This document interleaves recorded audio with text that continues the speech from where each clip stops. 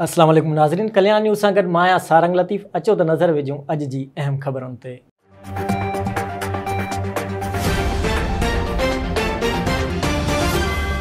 रानीपुर लग दराजा शरीफ में हज़रत सच्चल सरमस जो मेलो शुरू। अॼु मेले जी पहिरीं धमाल। तफ़सील मूजिब दराजा शरीफ में सच्चल सरमस जे 201 उर्स जूं तक़रीबूं जारी आहिनि।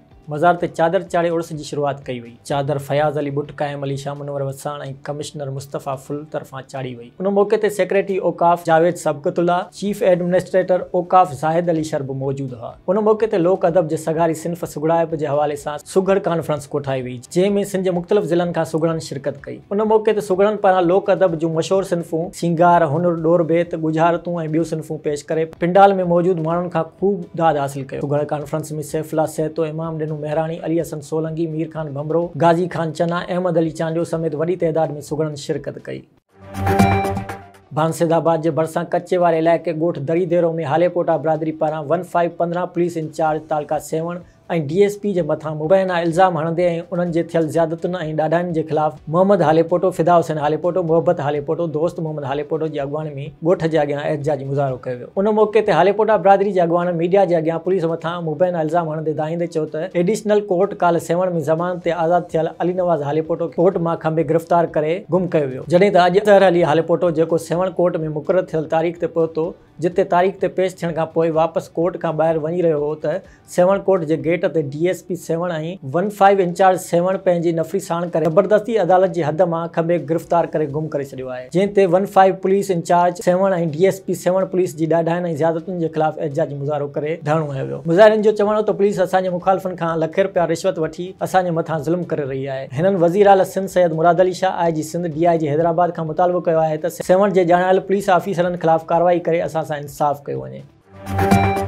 राधण स्कूल खां वापसी ते शाह पंजू रेलवे फाटक वटि नंढड़े भाउ खे बचाईंदे 16 साला फराज़ सोलंकी ट्रेन सां टकराइजी शदीद ज़ख़्मी थी पियो। तफ़सील मूजिब शाह पंजू रेलवे फाटक वटि मियां ॻोठ वासी 16 वरियनि जे फराज़ पुट मंठार सोलंकी स्कूल खां वापसि ईंदे पंहिंजे नंढड़े भाउ 6 साला संसार खे मोहन जे दड़े पैसेंजर खां बचाईंदे ट्रेन सां टकराइजी पियो, जंहिंखे शदीद ज़ख़्मी हालत में राधण इस्पताल आंदो वियो। ॿुधायो पियो वञे त फाटक बंदि हुजण जे सबबि लापरवाही कंदे फाटक क्रॉस करण सां वाक़ियो पेश आयो, जॾहिं त ज़ख़्मी फराज़ खे गणती जोगी हालत में लाड़काणो इस्पताल नियो वियो।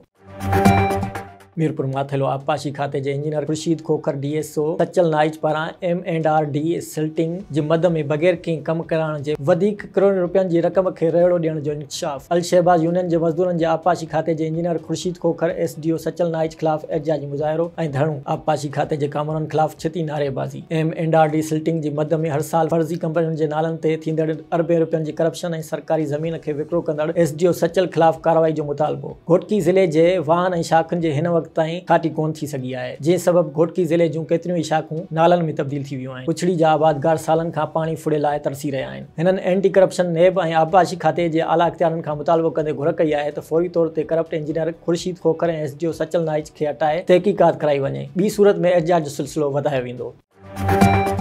नाज़रीन, ही हुयूं अॼु अहम ख़बरूं। वधीक तफ़सीली ख़बरुनि लाइ विज़िट कंदा असांजी वेबसाइट www.dailykalyan.com ऐं असांजो YouTube चैनल ऐं Facebook पेज डेली कल्याण।